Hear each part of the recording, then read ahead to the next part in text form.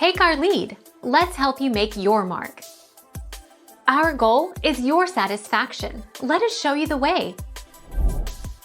Moisten with a simple sauce if you're feeling fancy. You can even make your own. Try mixing some hot sauce and lemon juice to give the chicken a nice tangy kick. These works best if you shred the chicken and then add the sauce, but you can put the sauce on the side and dip it too.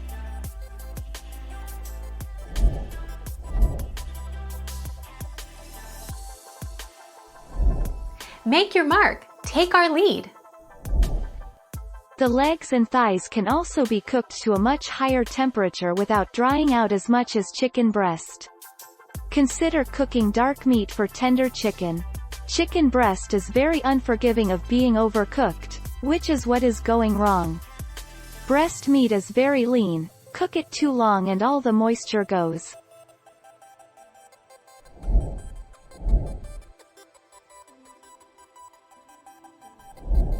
Take our lead. Let's help you make your mark.